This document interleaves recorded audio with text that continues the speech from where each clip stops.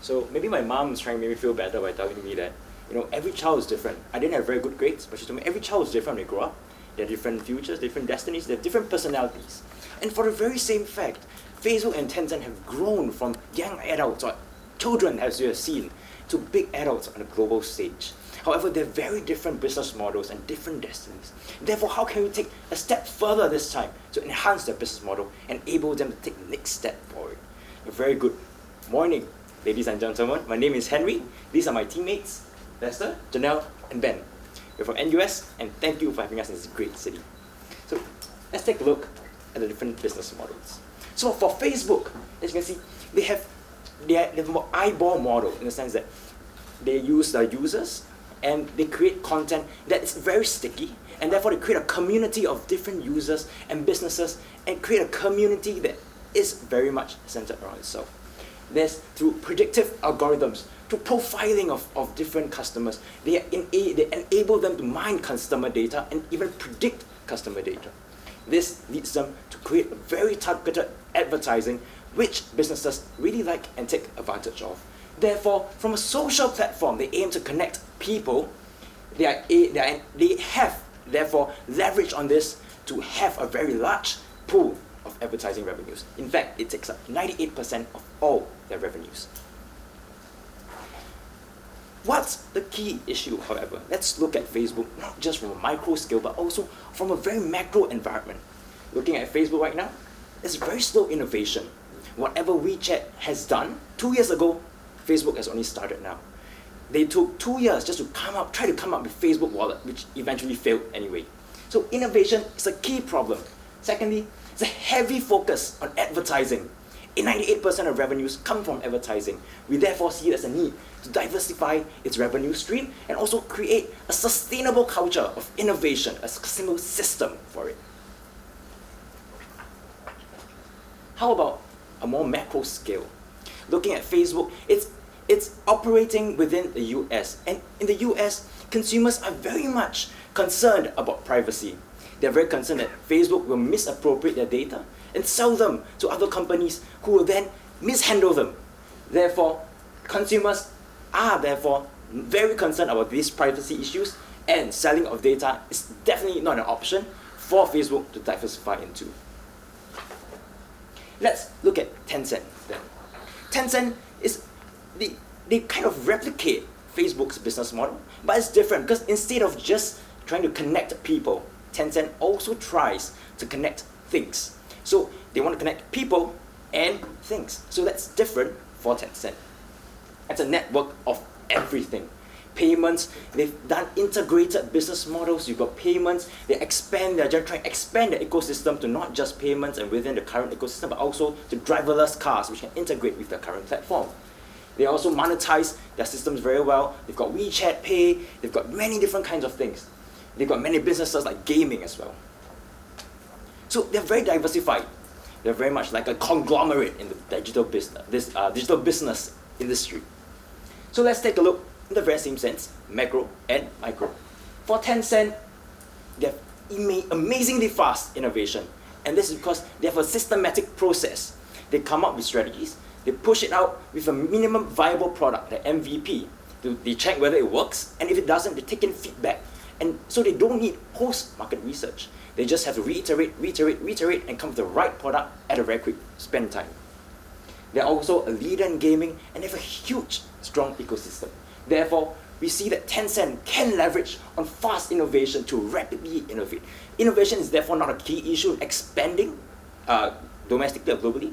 It's more of how can you find new segments or new innovation or new segments they can tap into to expand their growth. Look at a more macro concern. They've got regulatory concerns. For example, key capabilities like payments are not very much viable in other countries like India or Thailand, which see Tencent as a threat to their current payment ecosystem or their current industries. Therefore, one of the key things, how can they expand globally? They have to look for the low-hanging fruit within these global industries and also work with key stakeholders to ensure that they are part of the country and not competing directly against them. Therefore, just to summarize, we have identified the key issues. One, how can Facebook continually innovate and therefore enhance what they're doing right now? How can they also diversify their revenue streams? For Tencent, how can we leverage on our competitive advantage and focus on other segments? They are very innovative. How can we continue doing that? Secondly, how can we work with stakeholders and expand globally? I will now pass my time on to the first speaker, Lester, who will talk on how Facebook can improve and enhance and take the next step forward. Thank you, Henry. I'm excited to share with you what I have in store for Facebook. But before that, let's dive into the issues that we face today as Facebook. So the first one is privacy issues. What we want to be as Facebook is to help everyone connect in new ways. So the first one will be privacy issues, followed by slow in innovation, which is something that we really have to work on before moving on as a big company in the world. And also, lack of revenue streams, which Henry has mentioned. So the first issue, privacy. How do we tackle privacy issues? We will be having a flash mob campaign, and this is to achieve a top of mind awareness, telling people that we actually care. We do not want to do something that will compromise our consumers. So we'll have a Facebook Cares theme song going out in crowded areas, for example, train stations during festive season, letting people know that Facebook care for your well-being instead of just using the data that we will be using to help our advertisements. So this will achieve top of mind awareness, and how we bring it out to people to let more people know instead of just those that are attending our flash mob is that we'll be doing loud marketing in the sense that we'll be reaching out to them through Facebook, WhatsApp, and Instagram, our own organic products.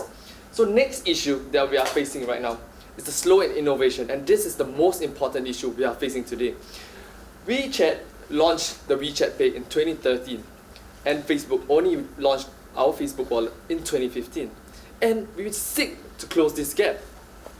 This 2 years gap is too negative for our business, and how do we do that? So there are two parts, sorry for the slides, there are two parts to this that we can tackle this problem, which is the inorganic and the organic tackling way for the strategy. The first one is the inorganic way. So mergers and acquisitions and joint venture will be the natural choice because Facebook is not fast enough currently.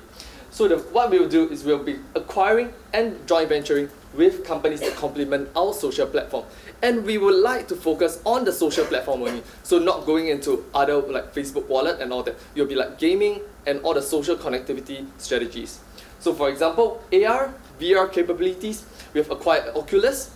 And then for gaming expertise, we'll be reaching out to EA Sports and Valve to enhance the gaming abilities that we have currently in Facebook. Then the next one will be AI capabilities. This is what we want to achieve in the future because we want to achieve social connectivity. And it is important for us to give people the virtual experience in the future. And that's what we are looking for. So moving on, the next one is the organic growth. And this is very important to Facebook because we would not like to be dependent too much on what we are buying because it's very cost heavy. So organically, we need to understand that small teams is important for us to have the research and development going on. So we'll be forming small teams instead of just being diversifying out of all products. We want to come up with this thing, that thing. So we're having small teams to focus on very project-based products and strategies. For example, General Electric has this Croton View workout. So every small team will go to the manager and come up with a strategy that they propose, and then they will evaluate from them and then launch the product if it's useful to the company. So in the very same way, we'll be forming small teams to do different projects. And also the 80-20 workflow that Google is currently employing, which is to have 80% of the time discussing with the team and working together, and 20% of alone time to come up with ideas, and that's where people come up with creativity, and that's important to our business. And also, in terms of compensation, this is an intrinsic and extrinsic motivation we seek to reward our people. In the intrinsic way, they will be, because they are in small teams that are project-based, we will be compensating them commission-based salary. In a sense, we will still be giving them basic salary that they are achieving for monthly, and then we will give them commission-based if the project falls through. And extrinsic, we will be giving awards and recognition. We'll be posting posters of them if they go through the products, and it's important to them because this forms a certain sense of satisfaction for our employees themselves. So the next problem that we're looking at today is the lack of revenue. So the question comes in, Why do you want Facebook to go into China and then have an app in China as Facebook? But currently, we are doing what we are good in social connectivity, and if we are going into China, we will be competing head-on with Tencent, and they are so much better in the China market because they have connections with the regulatory environment, and they have other ecosystems, for example, the WeChat Pay and the WeChat app itself. So it is important for us to focus on what we currently have, which is advertising and gaming. So what we have for the future is to increase current revenues that we currently have with our own products, and also to expand revenue streams. Let me dive deeper into what we can do for you. So in terms of Facebook, increasing current revenue, we'll be looking at games and advertisements on existing platforms, for example, WhatsApp and Instagram, which we are currently not doing. And that's the simple way to go about increasing current revenues. And in terms of expanding revenue streams, as I touched on, future technologies like AR and VR are very important to our essentials in the future. So we'll be doing AR, VR, games, and also keep our current capabilities. For example, imagine how cool it will be to have Facebook on a virtual reality. You will be able to post photos through the virtual reality that we are venturing with the other companies. And we'll keep our social connectivity with these virtual and AR and VR systems that we are proposing. Also, at the same time, we'll be partnering with gaming companies such as EA Sports and Valve to come up with virtual games to produce it and push it out to our consumers. The last part, we will be monetizing these advertisements that we continue to do on our application of the virtual and the AR, and then we'll also be taking a cut from the game. For example, 10% of the monetizing 10% of the game's application, and then we'll earn from there. So all in all, we have privacy issues, slow in innovation, and lack of revenue. We come out with a solution to reduce all this by a campaign to tackle privacy issues, through inorganic and organic growth to tackle the slow in innovation, and increase monetization to tackle the lack of revenue. Now I'll pass my time on to Janelle to share with you more about Tencent. Now we all know Tencent is a very successful and very strong company, especially in China. So how then can we help to improve Tencent? Now we'll look at it in two approaches, the domestic approach as well as the international approach. So let's take a look at what are Tencent currently offering. Now they are offering a wide range of services, from online media all the way to VR technology. They have a comprehensive suite of businesses, and this also means that there's a potential for Tencent to grow even bigger than it currently is. And how are we going to bring about this? So we're looking at how to further develop its corporate development. We're looking at having to leverage on Tencent's Internet of Things, as my first speaker Henry has mentioned, that Tencent is a company that not just connects the world around by social networks, but also to connect the things around us. So with this, why not let's have the Tencent Smart Office? What is the Tencent Smart Office? Now, many of the current existing offerings in the smart office market really just offers business improvements in terms of productivity. For example, helping to plan business trips, your chauffeurs, as well as to help to assist with the reimbursements of employee salaries or fringe benefits. But what we are proposing now here is to help with the human resource management aspect, because we know that companies now, as they progress, human development as development of their own human capital is becoming more important. So how can Tencent then make use of its corporate development, of its technology in terms of IoT, to really help them to develop HR solutions, to understand and to study what are employees' habits, what do they like, what do they not like, and to really develop this very comprehensive and robust human development compensation as well as reward package for companies. So this is what we are going to offer to companies. So who will we target first? We are looking at targeting MNCs because they have the huge capital, and as I said just now, these companies are having an increased focus in human resource management.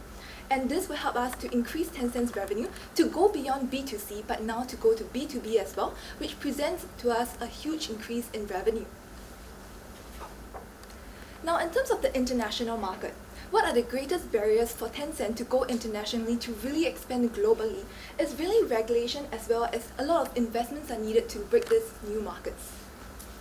So how then can we go about regulation? Now definitely, we must have specialized teams and offices in these countries to really show the governments there that Tencent is really wanting to go into these markets and really understand the needs and concerns of these teams. But we know that that this definitely takes time. So how then can we first go into international markets and establish a presence there? So we had a smart office just now, and now we are proposing a smart homes. Now, why smart homes for the international markets is because we believe that this is easier to go into as compared to having an online presence in social network, as there's many regulatory barriers to go around. So what will these smart homes do is really to understand users' activities at home, because what Tencent currently is also developing is a lot of Internet of Things, which will help these users to really understand what they want at home. So what are the plans for smart homes? Now we will go through distributors, we will form partnerships with these distributors to distribute our products. And we're targeting countries like Singapore, Korea, Hong Kong. We'll have these dedicated sales teams to work with the distributors to understand how then can we improve this smart home market in these regions given our capabilities. Now, we also know that another problem with going internationally is the large investments needed.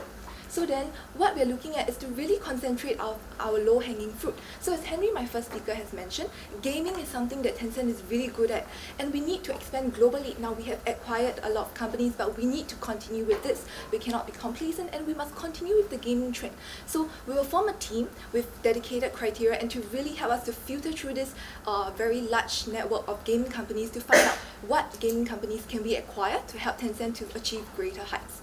Now with this, understanding Facebook and Tencent, let us look at our financial impact. Thank you, Janelle.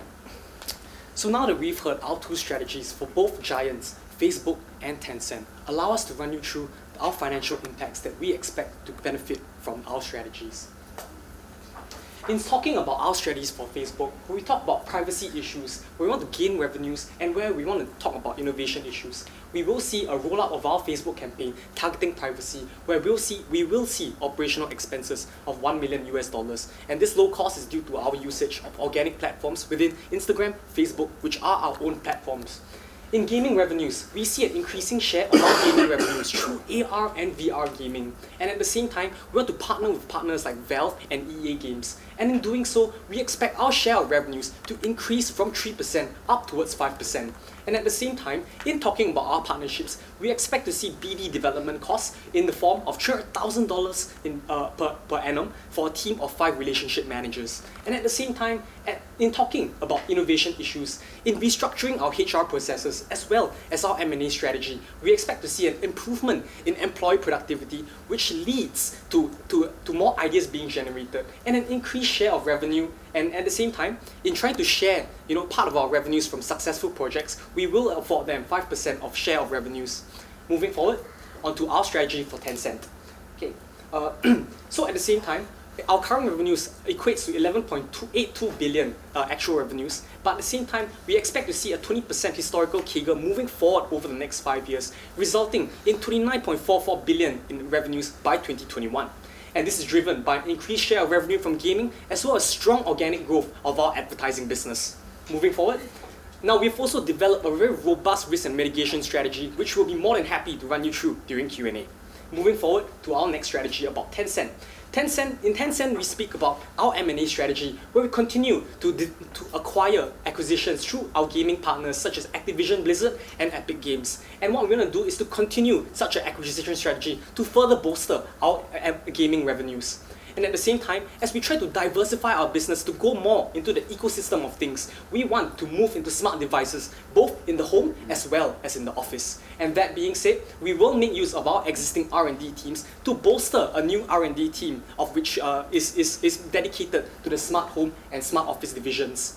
And in doing so, we expect to see a marketing expense of $10 million in China, as well as $100 million in 10 other selected markets that we wish to go into. And at the same time, in our R&D team will consist of a team of 10, which will cost us $600,000 US on an annual basis.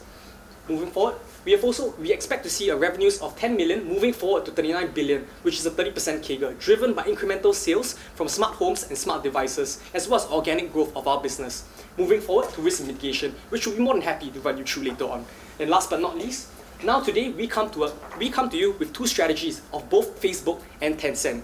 Facebook and Tencent once were very similar, Tencent copying Facebook initially, but eventually we've started to see them diverge away from each other in terms of their business models. Henry has used the analogy of two brothers moving away from each other as they grow older. And thus, justifying these differences in business models, we've proposed our different strategies. M&A strategy, two different strategies. Thank you, and we open the floor to Q&A.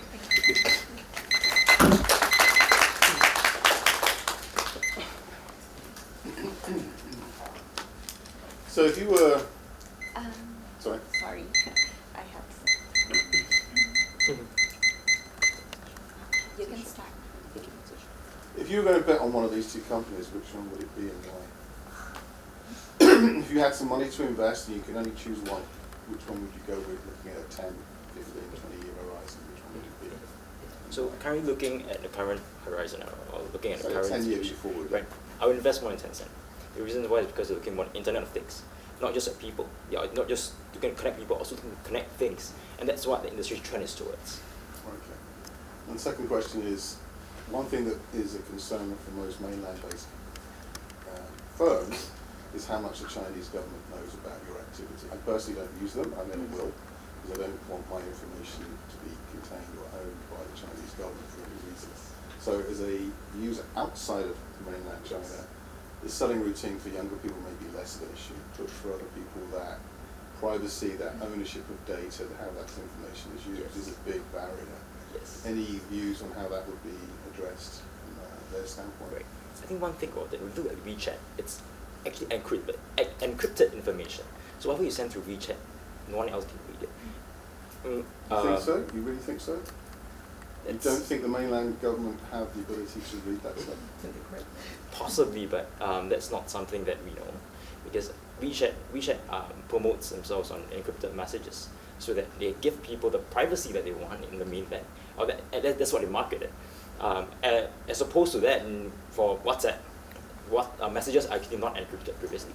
Previously, so. Yes, correct. So they are suddenly encrypted. In fact, that's slower than what WeChat has done.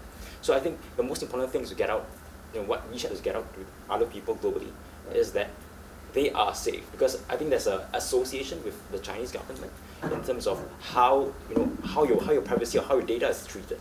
So I think the main thing is how you get the message out that WeChat, we treat your privacy very strongly. So, sorry, to allow me to add on. So in terms of the data security protection part, I mentioned that there will be teams, there will be dedicated offices set up in the places that we want to go into. So that's where the communication really goes in. We'll tell them about how we will have to actually safeguard their facilities with the government as well. So you talk about, so one actually challenge actually for Facebook is the lack of innovation. So actually you propose a few options. So one of the options you talk about building a small team, you talk about compensation. And your proposal of compensation is all about money. So are these innovative people motivated by money? Okay. So allow me to address the question. So absolutely, that's one part of the thing. So the intrinsic motivation itself will be the monetary awards. However, I think it's really important for these tech innovators that they get recognized. So they want to be known as being the best, and so we will be giving them awards and recognition in the company and letting them know that you'll be taking on more projects that can let you flaunt your expertise in this field. So I think that's a really important point for tech innovators. Yeah.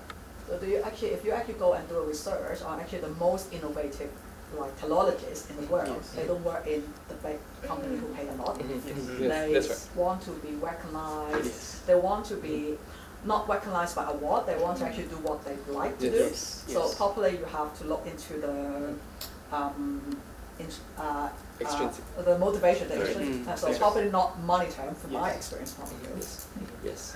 I think the monetary part is a hygiene factor. It is That a hygiene factor, Yeah, yes. it is a must-have. But as well as you mentioned, the extrinsic part comes from taking on more projects. The intrinsic part will be Yes. taking on more projects and also recognizing them for their efforts. So the second question related to the innovation part. So you talk about the other part actually is actually merger, acquisition, and joint venture. So Facebook has been doing that already. What's the difference between what you propose and what has been being done now? Okay, so actually there isn't much of a difference because their strategy it's not much of a difference. This is because their strategy in the past has been to acquire companies that are in line with their competitive advantages to continue to bolster their technology. And so what we are saying is that their M&A strategy should continue to be so, where they are very aggressive in acquiring new technologies that will allow them to further bolster their business and to fulfill their mission of being connected to the world. And that being said, the M&A and the joint venture will be very focused on the social connectivity part and not diversify into, like for example, Facebook Pay and all the other stuff that connect things. You also put some numbers up in relation to Yes. the growth in revenues for Facebook and for Tencent. One of the questions I have, you had a 5-year view that a 20% growth in revenues from Yes. 11 billion to 20-something billion. Yes. Given the saturation level of Facebook already at 1 point whatever billion it is, 7 Yes. billion, and the fact that as you go further down the value chain, the Yes. more people you add get less and less value on the back of it, Indeed. why would it grow at that consistent rate, which I've never seen in any business in reality, over that period at that strong level, given it's at the point at which it's at saturation level already? Because to me, that threat is that others are going to come in and start eating your lunch based upon your current activity Yes. versus your future growth. Yes. Indeed.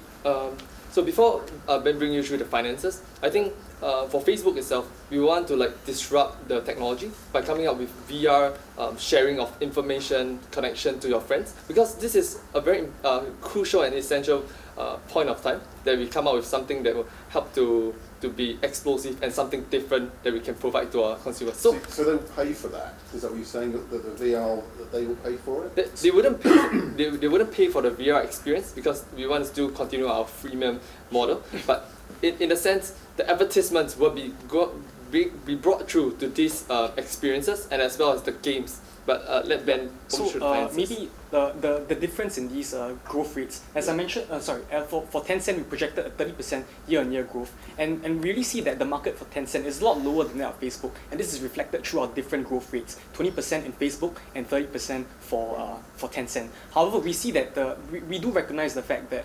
Facebook is playing in a saturated market, and therefore revenue growth will not be as high as 20% year-on-year. However, given our new product offerings, as mentioned by Lester, in terms of VR, we do foresee that 20% is quite an achievable estimate. Now, this is because in terms of VR, the applications of VR are very, very varied.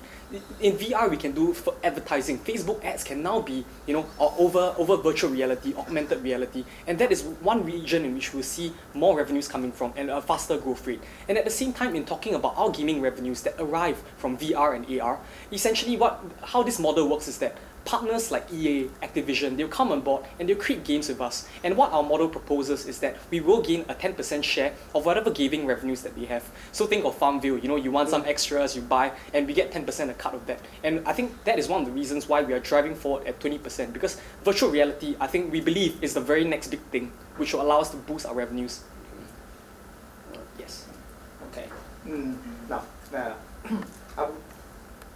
now you mentioned about the smart office, Yes. right? Smart home and Yes. all this, but without the infrastructure, which I mean smart city, which a lot of governments are talking about. Yes. So without that infrastructure support, how can you implement your strategy? Yes. Yeah, absolutely, we agree that many countries are going to smart city now as the next big thing, and therefore we really Tencent is really good in its technology. People really recognize Tencent for its innovation as well as its technology, and we have a very strong team to continue to innovate this. So what we are looking at is really to go to these countries to really pitch to the governments there as well as the organizations, and to bring in our technology to them and to continuously innovate to them. So we will have a relationship manager to really go down to each of them to show them the effects of what our smart city and our smart office is able to bring it to them. Yeah. Just to delve a little deeper. So the problem of infrastructure is a really big issue for developing countries like India, Thailand. They have a growing middle class, but they don't have infrastructure to support our technology of smart homes. But if you look at Singapore, regional Singapore, Hong Kong, for example, Singapore, now the government is looking to build government housing with smart homes. So it's huge estates with smart homes. And that gives us an opportunity to solve that, because in Singapore, we don't really have a very strong ecosystem, although there's a huge demand for it. Therefore, we see Tencent can fill this gap and this opportunity in cities that have strong infrastructure, but still wait to position themselves to target regional cities that are still, still developing, like Thailand and India. Maybe in the next 10 or 20 years, they will also see smart cities emerge, and we can leverage on our position and geographical advantage to target these countries. My next question Yeah. then is, how can you manage the political relationship? Because in some country, no matter how good your product is, they will say no. Yes. Right. So how can you do that? Yes. So one issue was, I think, the problem of like how, because let's take a step back. Let's look at how Tencent itself has an association with the Chinese government, and most countries are quite wary about it. It's nothing against the Chinese or Chinese government, but in reality, governments might be quite wary against huge Chinese companies. So I think one thing that we have to address is that Tencent is here to help. We're not here to cannibalize or destroy your economy. And that's one thing that Janelle has incorporated into our recommendation, to have sales teams, and not just sales teams, more of teams that go down to work closely with government, the stakeholders, to understand what their pain points are, what their concerns are, and also effectively mitigate that and help us tailor our strategy towards these countries. Admittedly, we don't really know much about the rift between these countries, but we will have teams that will be able to dynamically react to how things change and how we can effectively tailor our strategies towards these countries. Okay.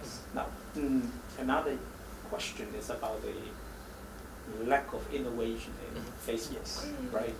We also asked you about that model, Yes. but I think you haven't really addressed the fundamental problem when you compare Tencent and Facebook. Yes. Actually, 2 years behind. I mean, that is, I would say, tip of the iceberg, Yeah. right? Yes. In fact, the two companies are adopting a different, totally different models. Yes. So, with your proposing strategy, I cannot see that you can close the gap between the two companies. Maybe I'll take this question. I think the fundamental issue here is that, so when we think, the fundamental issue here is that we think that Facebook employees are not as hungry as Tencent employees. I think it's because, we are Asian, we're very hardworking. That's one of the reasons. But I think one of the things that we did to try and make people more hungry within Facebook is really, the intrinsic and extrinsic rewards. We talk about, them getting their basic salaries, as well as a cut of the projects that they're successful in. So what this really does is to give them compensation in terms of extrinsic.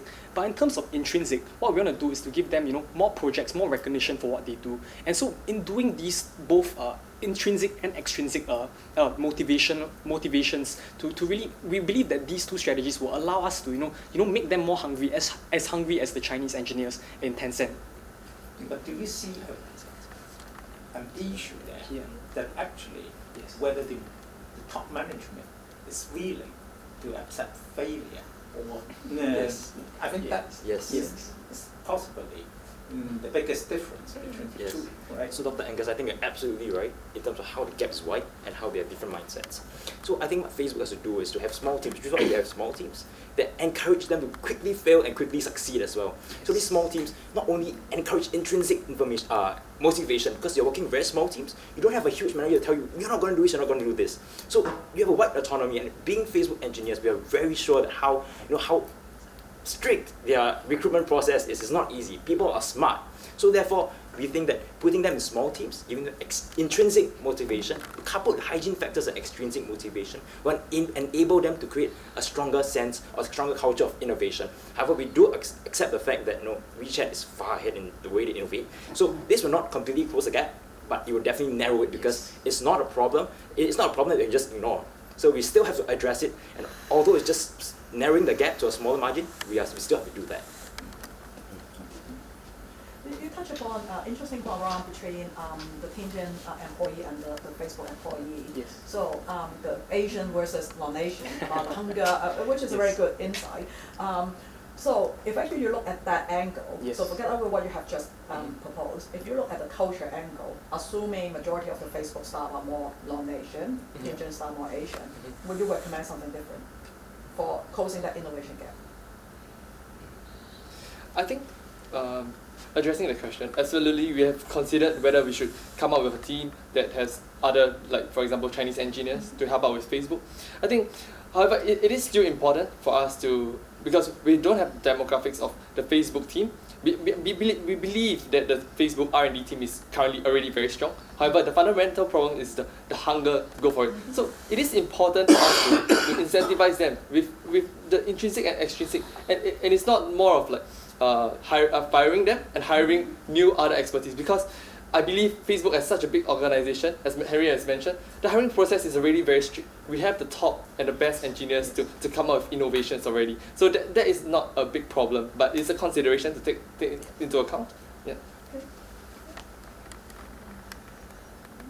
So in terms of defining the two companies then, how would you, as sort of an overhang, well, they started off with the social media stuff, right? So China blocked basically Facebook because it wants to control information, and it does see everything that Tencent does. And therefore it created its own little universe, like Japan did with manufacturing back in the sort of 50s. From a overall standpoint then, they started at the same place but obviously going in different directions. Sorry. Okay. All right. Thank you. We can check. You can chat with Very her. much. Thank you. Thank you so much. Thank you. Thank you so